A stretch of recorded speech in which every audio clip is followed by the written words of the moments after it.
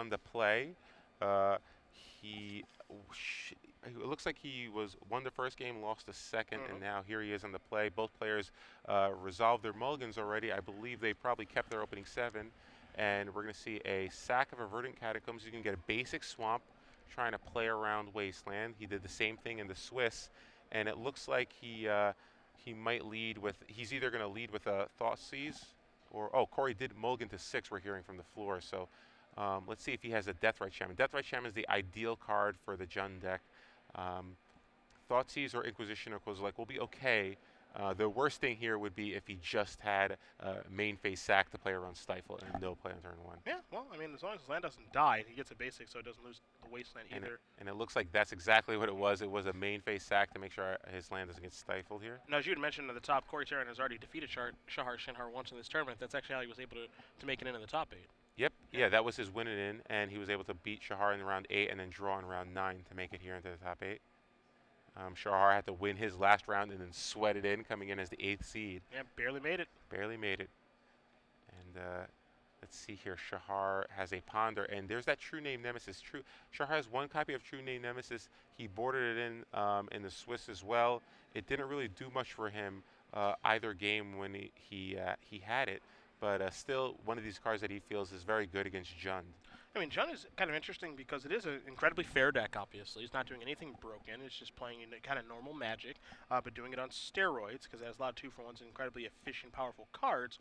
But it's one deck that's actually pretty good against True Nemesis. They have Liliana, and they have access to cards like Diabolic Idiot and Golgari Charm, and just a lot of good sideboard options to be able to take care of the 3-1 that gets protection from pretty much everything. Yeah, and the real difficult thing about True Name Nemesis when you're playing Rug is that you don't often get to 3 mana. I mean, you only have 18 lands. 4 of those lands are Wastelands, which you're going to be using aggressively sometimes. Plus, your opponent could also be playing Wasteland, so it's very difficult for the deck to get to 3 mana at times. So that card could be stranded in your hand. So very rarely do you ever see a Rug Delver list have anything that costs more than 2 mana in their deck. Yeah, oftentimes in the sideboard, I know just from covering matches for a while now, sometimes in the sideboard you would see like 1 Vendilion Click, 1 Sulfuric Vortex, sometimes, you know, Sulfur Elementals, yeah, another 1 card. or 2 Sulfur Elementals, but that is it. Their 3 drops that they would have would be incredibly high impact sideboard cards. True Nemesis does certainly qualify as being a very high-impact sideboard card, but that's not a card that they can afford to play 4 of because, as you mentioned, they just don't consistently get the 3 mana. Yeah, and the other problem with True Name Nemesis is, on its own, it's okay. It's usually a really efficient blocker, but when you don't have equipment to go along with it, a lot of times you just can't attack with it. So there are times where, okay, I can't attack you, but I'll just continue building up my board presence, and eventually I'll get to a point where I'm not going to care anymore about it. And speaking of Diabolic Edict, you see Teran has one of those in his hand. He's going to play a Dark Confidant.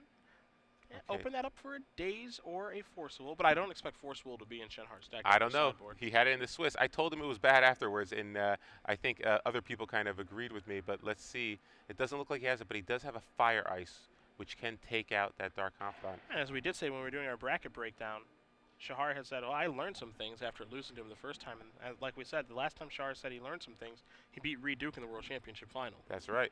And things looking pretty good for Shahar here. Not only did Cory have to mulligan this game, he's going to be able to deal with the Dark Confidant, and he has that 1 of True Name Nemesis in his hand, along with 2 more lands.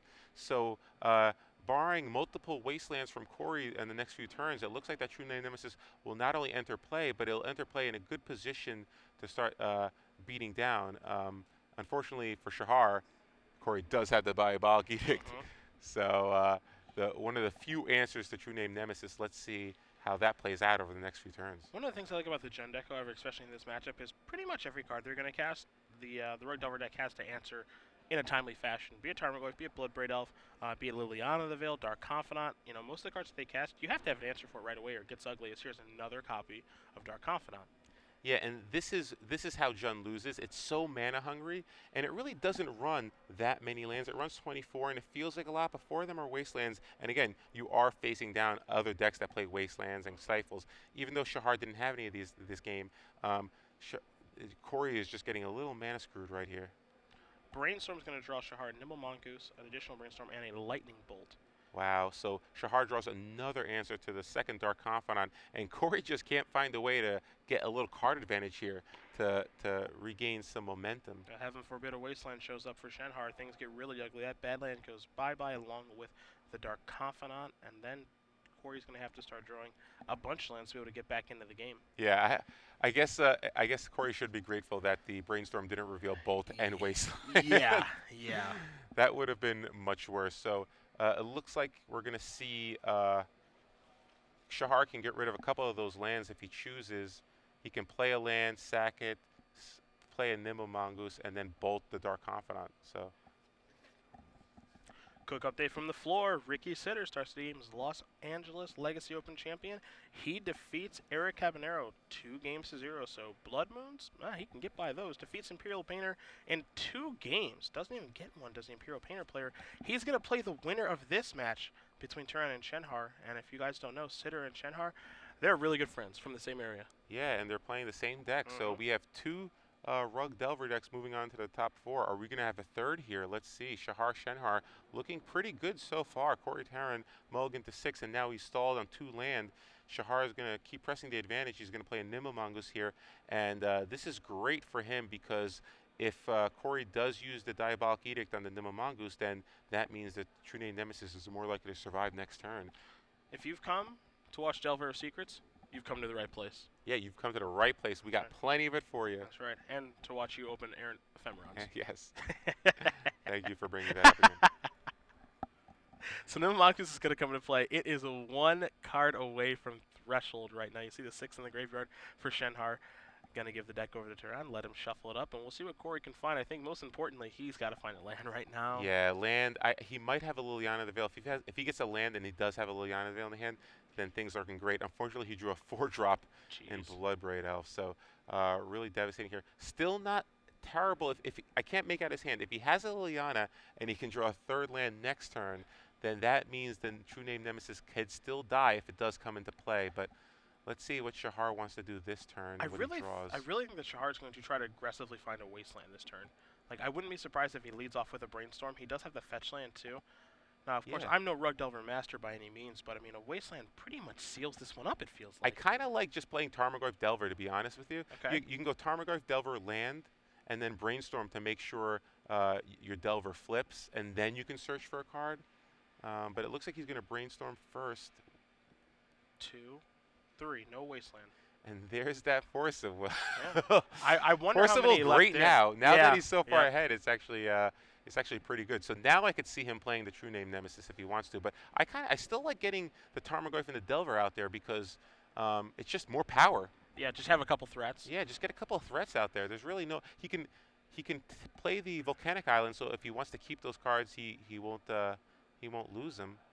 But yeah, I kind of just like getting that power out there. And he's even putting the True Name Nemesis on top of his library. So it looks like he's thinking about getting both those creatures out there too. But he wants to make sure the Ponder's on top so it will flip the Delver. So smart move there. Shahar figured out the code. And now we're going to see a Delver and a Tarmogoyf come into play. And he still has Force of Will backup.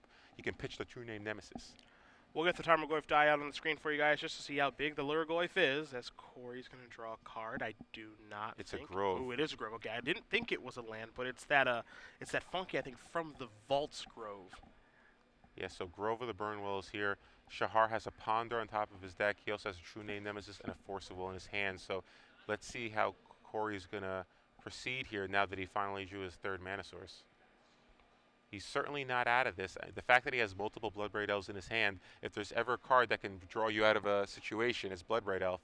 I think his best situation here is if he leads with a Liliana of the Veil and Shahar pitches that True Name Nemesis to counter it. Yep. That would be step 1. You don't want to have to deal with the True Name Nemesis. There'll be a lot of steps to get back into this game because that Tarmogoyf is starting to breathe down Cory's neck. Gets a 4/5 Delver. Likely to flip next turn. That means that's going to be a 3/2 flyer. And what that means is he's going to be attacking for 7. And that's a lot. That's a fast clock, especially when you know your opponent has bolts in their deck. Yeah, and even Liliana's probably not really a good play here because Shahar probably just lets it resolve, sacks his Delver of Secrets, and then it just it kills the Liliana with the Tarmogoyf. Then he can play a True Name Nemesis and still have Force of Will backup. So, yeah, Cory's in a tight spot here. Not sure what... He has a Pyroblast in his hand. So he can deal with the Delver secrets right now. Looks like what he's going to do. And it's tough because, this is what makes Rogue Delver so good, right? Because you've got Liliana and you're just like, I kind of want to cast that and get that out there. But at the same time, do you want to open yourself to getting dazed? Yeah. Not really. You don't want to turn on Daze, but it's almost like you don't have a choice. And when Rogue Delver gets in situations like this where they deny your mana or you stumble a little bit just on your own accord because your draws didn't cooperate, then Daze becomes great, and that's when Rogue Delver becomes great. As you see Delver flip an Insectile Aberration revealing a Ponder. Now Shenhar's hand is going to be a Ponder, a Force of Will, and that True Name Nemesis that you mentioned. I think we're going to see that Pyroblast now, targeting the Insectile Aberration. Does Shenhar care about this? I don't think he does. I think he's okay with letting that die, hitting Cory for 4, and then just playing True Name Nemesis and you having Ponder Force of Will in hand. He can't. I don't think he wants to cast a Ponder because he wants to make sure he has a blue card in his hand. Yep. So, yep, he's just going to replace 1/3/2 with a 3/1 Progenitus, mini Progenitus. Protection from fun. So he still has a 2-turn clock on Cory with a Force of Will in his hand along with a blue card to pitch to it. So Cory did draw a 4th land here, so we're going to see a Bloodbraid Elf. So let's see what he can cascade into. Hey, well, if there's one way you can catch back up in a game, it's Bloodbraid Elf. Spin that Cascade Wheel. Yeah, thanks for stealing my line. I just said that like a minute ago. But yeah, I agree with you. So Cory's going to activate Grove Burn Wells for green, giving Shahar 1 life, and Bloodray's going to come into play here. And perfect! Abrupt Decay can take out Tarmogoyf, and that cannot be countered by Force of Will. Yep. Touchdown. So he still has to figure out a way to get that Liliana the Veil into play so he can deal with the True Name Nemesis, but at least he dealt with the Tarmogoyf with the Bloodbraid Elf. So I was going to say he gets to attack for 3/2, but then I stopped myself. Nope, that mini mode is in play. So again, Bloodbraid Elf can turn things around, and he's got a 2nd in his hand. So if Shahar tries to race here, he can drop Cory to 10, thinking he's okay. But all of a sudden, Cory's going to be attacking for 6 next turn potentially. Let's see what he hits with off that 2nd Cascade. This could also get super ugly because if he draws a card like a Thoughtseize or something like that, like a discard spell, he can clear the way for Liliana. Oh, well, he's got a Pyroblast. No, he drew a Pyroblast. That's okay, perfect. yeah, that's what I thought. That is perfect. That is a perfect draw for him because he didn't have triple black for the Thoughtseize Liliana play, but he does have 2 red, 2 black. And Shahar's going to hard cast a Force of Will, and that's going to get Pyroblasted. True Name Nemesis is going to go bye-bye. Now, all of a sudden, due to running lands, the Jund player is back in this bad boy. Despite having only 2 lands in play for a number of turns, Cory was able to deal with not only a Nimble Mongoose, a Delver of Secrets, and a Tarmogoyf, but now it appears like he's going to be able to deal with the True Name Nemesis as well. So, really unbelievable turn of events here for Cory Teran. Oh, look, he's going to shuffle the deck before showing the Pyroblast. I like it. The slow roll. Yes. What a slow roll. What a delicate shuffle there. Of course, here I present you back the deck now, and here's the Pyroblast. I mean, he might be a little afraid of Daze, in all fairness. He might be a little afraid of Daze. True. But we know that Pyroblast will resolve, and Liliana will enter play. And he'll immediately down take it, get rid of that True Name Nemesis, and now Bloodbraid Elf comes in, dropping Shahar to 16. So quite the turn of events, and he still has that Bloodbraid Elf in his hand. Well, that Ponder had better be good as it draws a Daze. And there's a Daze. That's, wow, there's the Daze. It's a little late for the world champ. He's going to have to Ponder. He's going to have to do it well. He sees a Ponder, you see a Wasteland that he was looking for ages ago, and a Stifle, and now all of these cards, this has got to be a shuffle, right? Because these cards are too late to the party now. Yeah, he has to shuffle, I think. All right, no, he's going to keep the Ponder. So he's going to re-go again, basically? Go one card deeper. Yeah, I guess it doesn't matter. I mean, you don't need that much mana. The only reason you don't do it is if you want to conserve your mana. Wasteland, Wasteland, Stifle. That has to be a shuffle. I think you need a Tarmogoyf here or Fire Ice. Some way to get that Liliana off the table. Oh, you see a deep breath there from Shahar, how this game has turned. He was in the driver's seat. Now, I don't think he did anything wrong. No, it's, he drew a lot of land, which might be part of the problem. Generally, the Rug Delver deck wants 3 lands, and it wants to stop from there. Yeah. And there were some, and he did cast a lot of Ponders, Brainstorms, but yeah, I agree with you. There's a point where his hand just looks so loaded that I'm surprised as well at how quickly this game turned around. But again, we had timely land for Cory. The Bloodbraid Elf helped him get that Abrupt Decay, and then a top deck Pyroblast. All of a sudden, things just change dramatically. Now here's a fork pull for Shenhar. The question, of course, is does he kill the Bloodbraid Elf, or does he go after the Liliana? I think he Yeah, goes after the Planeswalker, I think right? he has to go with the Planeswalker. Liliana of the Veil is just too important in this matchup. It's going to just keep stripping Shahar's hand, and then if he ever does draw a creature, it'll die to it. So let's see, is the second Bloodbraid Elf going to enter play here? That's what I was wondering. Against an open board, do you just slam this down? I think you do, because I think you just want to cut the turns. It's a clock. Yeah. Yeah. And, you know, we could flip perfect. It's not impossible. And he has a mana up to play around the days. That's in Shahar's hand. If he hits a Liliana here, it's just absolutely backbreaking. But even a Tarmogoyf. That'll work. Deathright's good enough. It'll further add to the clock. So as long as it wasn't abrupt decay, that's basically the thing he was hoping to dodge the most. So all right. both Bloodbraids are now going to enter the red zone, dropping Shahar to 13 now. So here's the big question, as there's a Tarmogoyf off the top. All right, so now he's got a fighter. Does Shenhar have access to Rough Tumble? He has one in his sideboard. Did he bring it in? If he did, it's going to be amazing in this game. Yeah, I don't know if you'd bring it in just because. It kills so much stuff. Yeah, that's true. It does kill. Yeah, I could see it bringing it in. Kills Dark Confidant, kills Deathrite Shaman, obviously kills Bloodbraid Elf as well. So, yeah, a top deck to Rough and Tumble would be pretty backbreaking here. But you know, Shahar has one card in his hand. It's just that Daze, and now we're going to see Inquisition of Coast like that. It'll take the Daze. Maybe cast it. He might cast it. He might return a land to his hand. Yeah. Yeah, because if he draws a Brainstorm. Yep, I like that. Gotta cast that. And I don't think Cory has a good attack here. Shahar is at 10. But if you drop him to 7. So, yeah, I think you have to pass first, get another activation off Deathrite Shaman before you can start attacking it. Boy, this game is close. Both players sitting at 10, but an active Deathrite Shaman out there. Flooded Strand the draw there for Shenhar. Don't think he can afford to attack. Yeah, he definitely can't attack because he'll be dead from the attack back plus double activation of Deathrite. You get an activation down to 8, attack for 6 down to 2. Okay, yeah, so definitely can't attack here. 3, 6, 7, 8, 9, 10. Yep, he just has to say go. Yeah, with 2 lands in his hand, not much to do here. Cory activates Deathrite Shaman, going to remove one of the instants in the graveyard or sorceries. Surprised he went after his own, but drops Shahar down to 8 now. Yeah, I guess you want to go towards there just because they have no Mongoose in their deck. Yeah. Yeah. Not sure it's going to matter, but Cory, not sure he can attack just yet either. Probably just going to have to be content by passing back and having Deathrite do the heavy lifting for the next few turns. You got to imagine Cory's pretty nervous in this situation, too. I mean, yeah, he beat Shahar once in the Swiss to be able to make top 8, but playing against the world champion right now in the elimination rounds. Oh, yeah. And he knows he's made a really, really nice comeback here. He wants to take this one home. Yeah, that's the thing. It's one thing when you kind of resign yourself to losing. Oh, I got mana screwed. Oh, but then all of a sudden you start to feel yourself turn the corner, and now you're kind of in a firm grip of winning this game and beating the world champion. You want to make sure you just don't make any mistakes. And there's still a lot of decisions left to be made, but he did draw Tarmogoyf, so that is certainly going to make things a lot easier for Cory.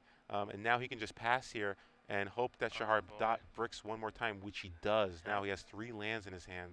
He's going to play that Volcanic Island that Cory doesn't know about. Cory's going to activate Deathrite Shaman on the end step again. He's going to put Shenhar down to 6, remove the Daze. Yeah, and now Cory's free to attack with all his creatures. If he does have a Submerge, then that's fine. You're still likely going to die pretty soon anyway. So I think he just attacks with Bloodbraid Elves and Tarmogoyfs here. I think he may have drawn Liliana of the Veil just to make it even easier. He did. Yeah, why not?